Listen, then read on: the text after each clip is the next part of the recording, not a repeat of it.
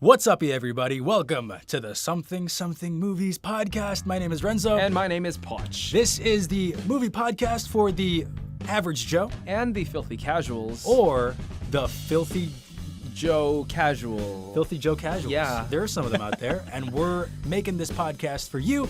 Again, dumbing down, simplifying everything that you need to know about movies in today's day and age. So, before we get started, we have some great updates for the podcast. Exactly, Renzo. Thank you. We actually have over 100 likes on our page. Woo! 100 people like us. That's like, it, man. like 50-50 of our friends.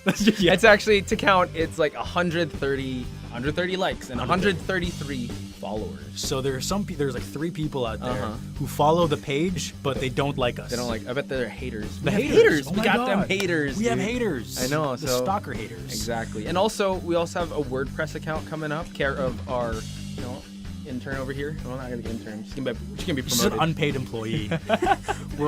All our funds are going to the sponsor. There you go. So That's true. she is working. Her name is Tina. She's gonna work on our kick-ass website so that we can submit it to iTunes and actually get verified as a legit supplier of a podcast. That's true. So, wow. Exciting imagine that. stuff coming for something. Thank you so much to Tina, and thank you so much to everybody who likes our page on Facebook and continues to follow this Filthy Joe podcast. So, let's get right into it. First off with Real movie news. All right, Poch, what's going on? Okay, so not a big month for movies, I have to admit. I think the big Kinda blockbusters. Yeah, the big blockbusters are coming out in, I think, November. That's Justice League's coming out. So the thing that blew up this week in the middle of August was there is going to be a Joker origin movie. Have you heard of that? Yeah. So apparently the director on this project is Todd Phillips. Okay. He is known for his Hangover movies.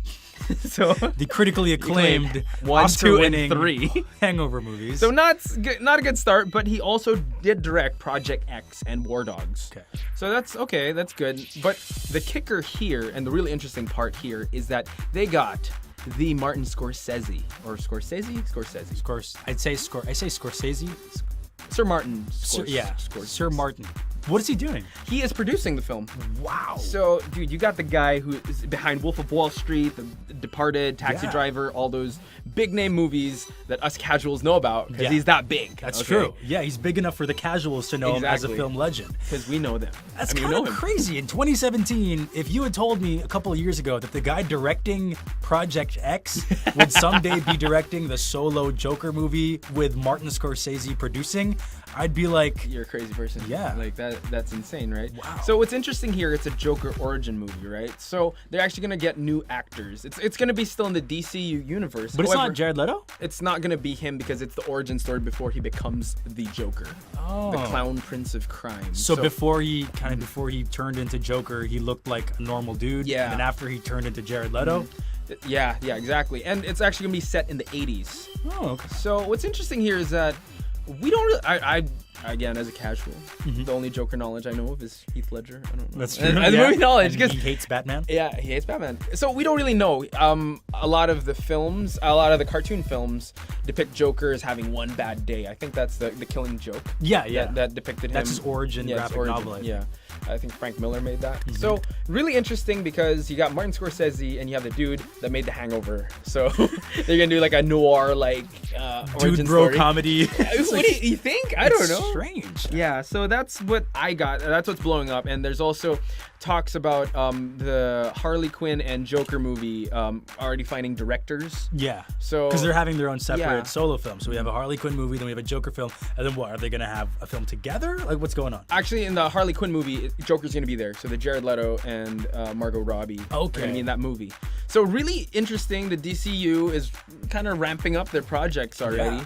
What are your thoughts on that with origin stories? I mean, what do you think of origin stories now these days? It's like they're going for the big ensemble movies, and then they're going for origin films. Yeah. It's like they're kind of reversing the formula that Marvel did, but we'll see. I mean, Yeah. hanging around you a lot, Poch, has kind of made me a bit of a more... Made me more hopeful for Okay, DC, that's maybe a little bit more positive. With that said, I think that you'd be happy to know that if I read it right, Lex Luthor is going to be cut out of the Justice League movie. So you're not going to see the whole Jesse Eisenberg. And I know Wow. you didn't like him in the... I mean, he was all right. I just didn't like anything about Batman vs Superman. But we'll see. I mean, but dude, didn't you send me a couple of days ago, like last week, that there were reports of the early cuts of Justice League being unwatchable.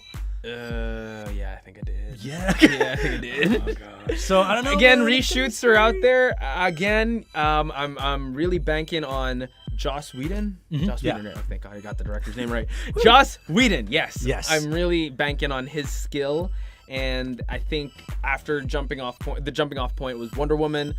Come on, DC, you got to get your stuff together, please. Keeping it G-rated. Yeah, G-rated, man. Get your fucking shit together, DC. Jesus.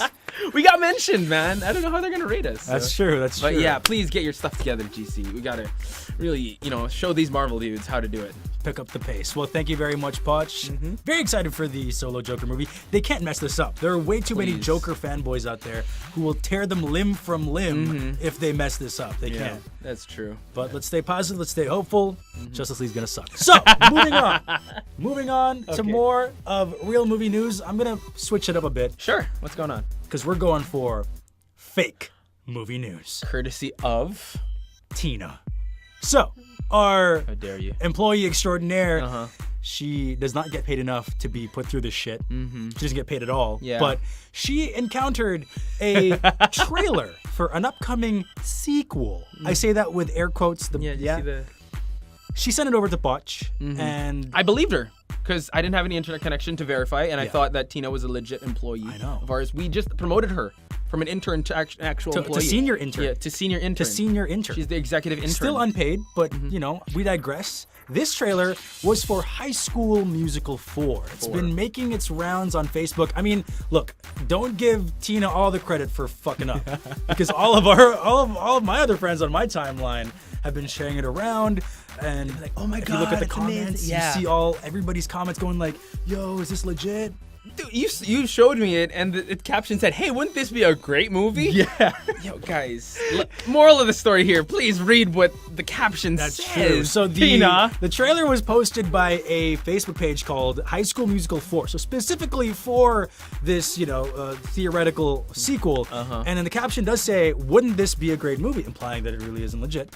But if you watch it, what they did was, I gotta say, give them props, because what they did was they got clips from the movies where the actors had recently starred in. So you see grown-up Zac Efron, you see grown-up Ashley Tisdale and Corbin Bleu, and et cetera, et cetera. So you see them as grown-ups in grown-up settings, and they kind of mixed up the scenes together to make it look like a cohesive plot.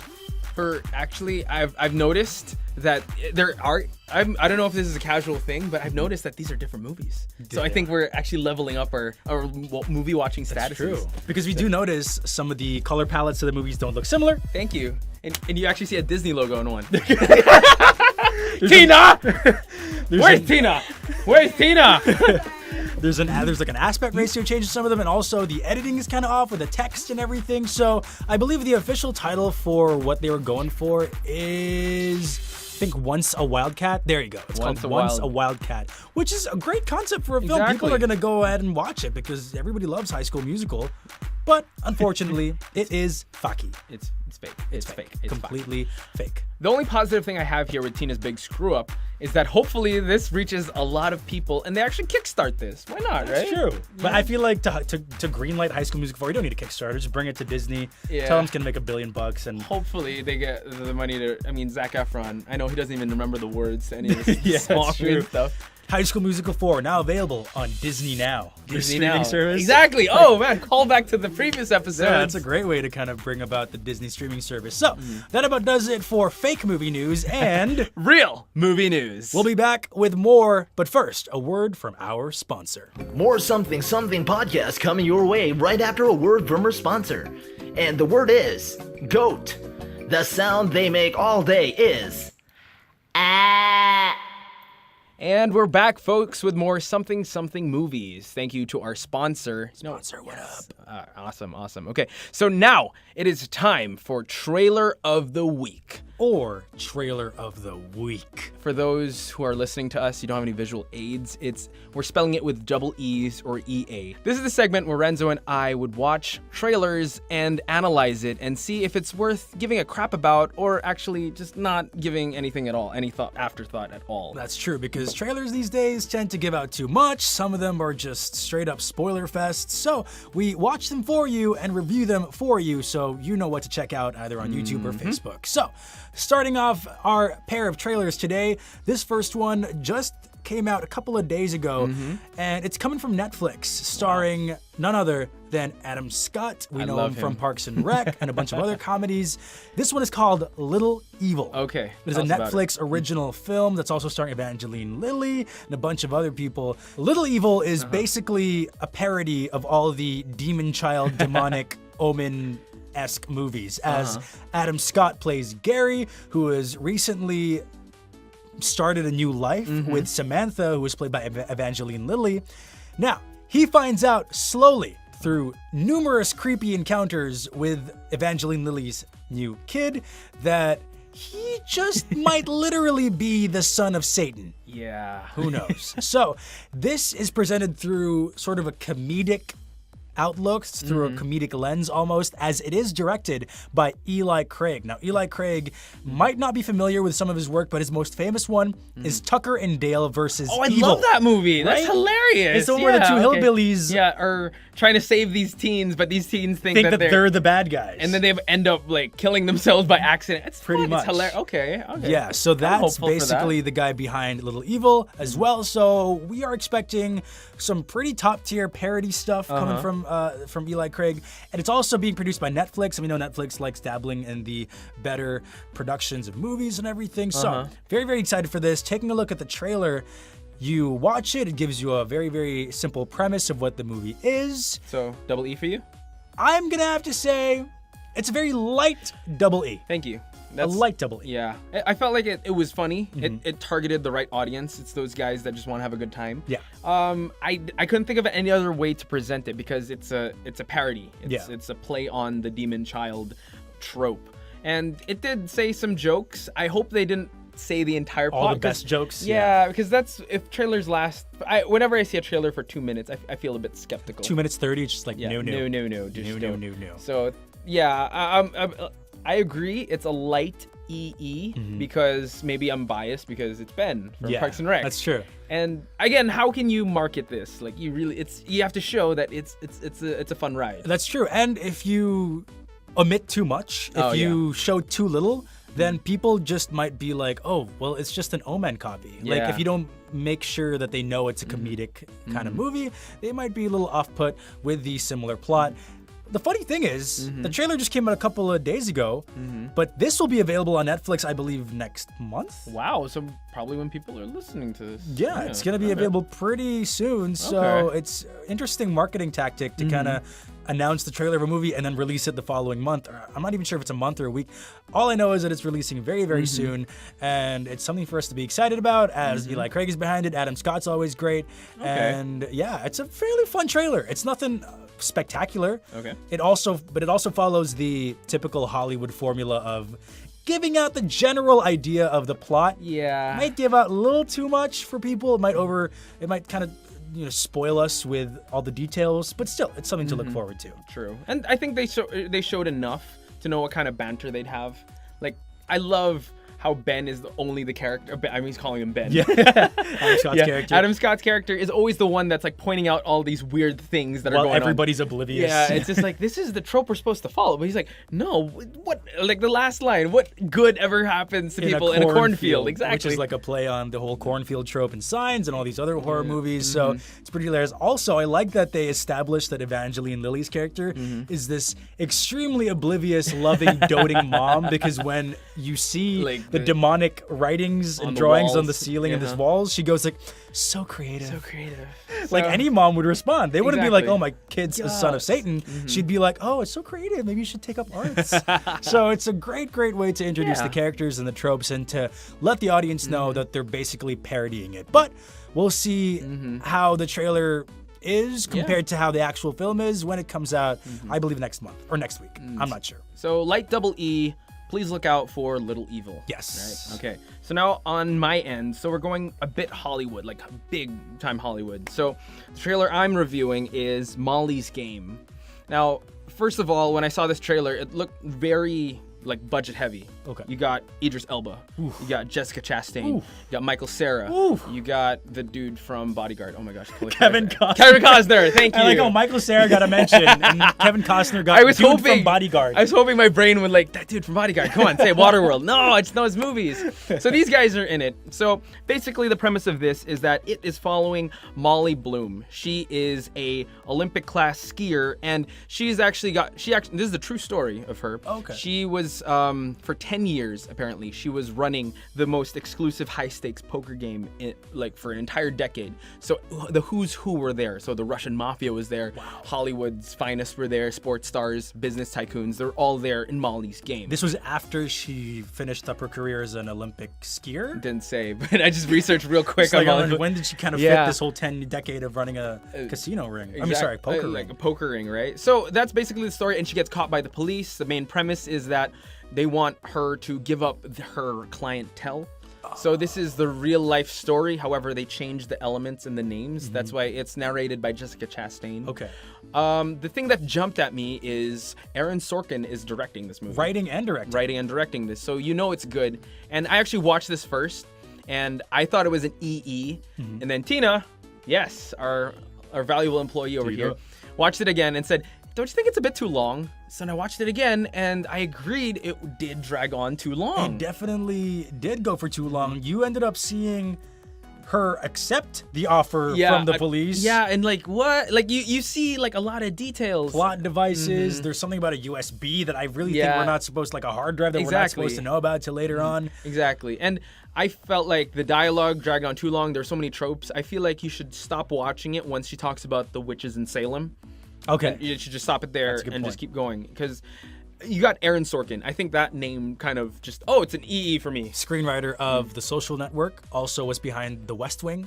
Newsroom, too. Yeah. All very, very great shows in terms of dialogue. So we're going to see a lot of that in Molly's Game. Very excited for this still, to be fair. Very excited. The trailer for me is an EA. Okay. I think Aaron Sorkin just made it EE for me. If they just said Aaron Sorkin is coming out with another movie, look at us, we're casuals, and we're looking out for... I know, for certain screenwriters and stuff. Aaron Sorkin, look out for him. So I did a little more research, and I did find a trailer I wish it mimicked. Which was the trailer I showed you, Black Mass. Black Mass. Yeah, so if you guys have time, please check out the first trailer of Black Mass. It's also based on a true story. That is how you depict a really tense trailer. And I feel like with Aaron Sorkin's dialogue style, like he'll be able to, like that trailer, please just try to, if they can translate a scene from Molly's Game, just one scene of just dialogue, because that is what you're selling. You're selling an Aaron Sorkin movie. Yeah. And just play that one out. Everyone's gonna see it. That's true, because if you do look at the Black Mass trailer, they just took one scene from the movie and used that kind of as like the basis or the foundation of what it's about. So if you watch it, you know that Johnny Depp is playing a gangster, and he's distrustful, he's clever in a way, and he's threatening in the most unsuspecting way possible. The trailer shifts mood in the span of a couple of minutes when they show the scene. So I feel like they could have done exactly what you said a while ago. If Aaron Sorkin is the one directing and writing this film, I'm pretty sure there's a scene there with clever dialogue, clever enough to kind of summarize the entire thing. Exactly. And I don't know, I guess I just felt a little like spoiled towards the end, because they did show there's a courtroom case, and just stop it. Like, I'm not gonna say anymore. Yeah, that's true. Because that's gonna just spoil everything. I would still recommend to look out for this movie. However, the trailer, you can just avoid it. Take our word for it. Watch the movie, avoid the trailers. There you go. That is for Molly's Game. Molly's Game. I almost forgot the name of the movie for a second. So, put down here. As much as our opinions of these trailers can be a little negative, we do recommend you check out the films either way, as we are just reviewing trailers for the sake of letting you know if they're too spoilery or not. Yeah, plus we don't have funds to watch every movie out there. That's true. And it's free to watch trailers. We are paying our sponsors, for Christ's sake. God dang it. So, that about does it for Trailer of the Week, or Trailer of the Week. We'll be back with, wait, you mean you haven't seen, after a word from our sponsor. And now, another word from our sponsor. And the word is Something Something Podcast. They say they'll pay for sponsors. So far, I haven't received shit. Wait. Cut. Wow. Okay. Did you green light that? Nope. Okay. How did that get in there? I doubt. Tina. We are paying our sponsors, okay? I got my mom. Maybe not right now. Like but then soon. IOUs. Yeah. You know, I've heard of that. Come on. Jeez. We're in a recession, Exactly. I think. Yeah. Recording studios are, getting kicked out. The stock market is like down. I think. I don't know. That's something stocks. I think That's true. We haven't listed as a public company yet, but what we have done is we have formulated a movie survival guide for all the filthy casuals out there. For those of you who tend to lie about the movies you have seen just to continue conversations with people that you may like or may be pressured to feel cultured around, we now have. Wait, you mean you haven't seen The Neon Demon? Wait, you mean you haven't seen Bar Boys? Poch, pista ng pelikulang Pilipino? Be cultured? Gosh. Oh my gosh. Come on. See, that's what you want to avoid, guys. When people stare, do you head to toe? And be like, you haven't seen it? My goodness. You talk about so much Hollywood and all these foreign, please. The film of the white man, yet culture you yourself. Don't talk about Filipino films. So we're here to help you out in case you haven't seen any of these films. Again, one is from The Neon Demon and the other one is from Bar Boys. Let's kick off with you, Poch. Yes. Now, I kind of doubt a lot of people will see The Neon Demon because it's one of those film festival movies. It's like a nearly art house, I think. Very art house because the director is Nicholas Winding Refn. See, I can't pronounce the name. Anyway, I just saw a lot of reviews on this and I thought it'd be like, hey, this is a pretty cool movie to watch. The director did Drive, by the way. Yeah, and Only God Forgives and Valhalla Rising. So it's very art house. Yes, super strange. So The Neon Demon, all right, just a bit of backstory. I'm just going to give a premise because not that much people have seen it. So it depicts Ella Fanning as a model that just went to the big city of Los Angeles, and it just throws her in the underworld that is the modeling agency, the modeling world, okay? And she starts to rise really quickly, and that doesn't sit well with a lot of people. Yeah, jealousy. There's a lot of jealousy going on, a lot of politics, a lot of favoritism. Okay. And it gets pretty messed up. Like I'm gonna say an F-bomb. That's not what it says on your notes, Yeah, man. You gotta read out what it says on your notes. Pretty fucked up. Like pretty freaking fucked up. If it makes Poch swear, you know it's messed up. Yeah, it's pretty messed up, guys. So seriously, for example, if I was in a conversation like, let's try. Okay, yeah, so let's try let me just go ask me. Okay, I'll be the one. Start of the scene. Hey, yo, Poch, have you seen The Neon Demon? That art house film? Yeah, it's like it's making its rounds in the film festivals. You've seen it, right? Yeah, I have. You liar! Okay. You liar! See, liar. Why are you lying? You gotta stop this. You gotta stop but lying. don't, because then we won't have this segment anymore. Yeah, exactly. So if you're caught in this situation where you said yes to seeing The Neon Demon but haven't, here's what you do. First, what a thing you can do is actually explain how art housey it looked and how you almost got a seizure in some of the scenes, especially the club scenes. Like, would they ask you like specifically, like what would you say? Yeah, just be like, all those flashing lights that really hurt me. Especially, I think that adds to the art house film. Like, it really took me a while to understand why it was called The Neon Demon, because there's a lot of symbolisms. Actually, me and my friend even had a drinking game. Every time you see a triangle, you drink. Yep. Wow. That's another one. Or if you really, this is the big guns, already, I'm gonna say. So if ever you're put it against the corner, watch, have you seen The Neon Demon? You say yes, just say this one line from the movie. Okay. Say, beauty isn't the only thing, it's everything. Am I right? Then say that, and all that, they'll be like, yes. That line. Yes, that line. was in the movie. That was in the movie. You've seen The Neon Demon. You're not lying. You're telling the truth. End of conversation. End of conversation. That's how you do it. So just those two things. To summarize, you bring up the depiction, how art house filmy it looks like with all the visual storytelling, the lights, and the triangles. And the epilepsy-inducing lights. Yes, that one. And that one kicker line. Beauty isn't the only thing. It's everything. There you go. Boom. Thank you very much. And Poch. people will just shut up because there's a twist. So you gotta just, again, if this fails, run the other way. Yep, just book it.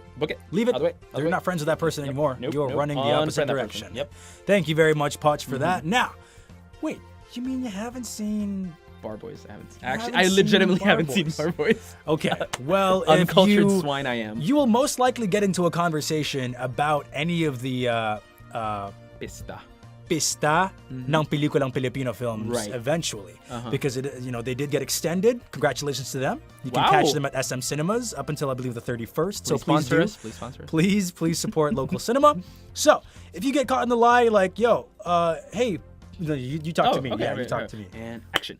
Renzo, what's up, man? Long time no see. Hey, man, yeah. So over the weekend, did you catch any of the films from the film fest?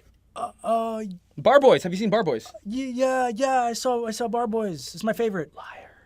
It's not my favorite. I haven't seen any of that. God. If you get caught in this lie, here's a simple thing you can mention. Okay. Mention how the scenes that are set in the internet cafe.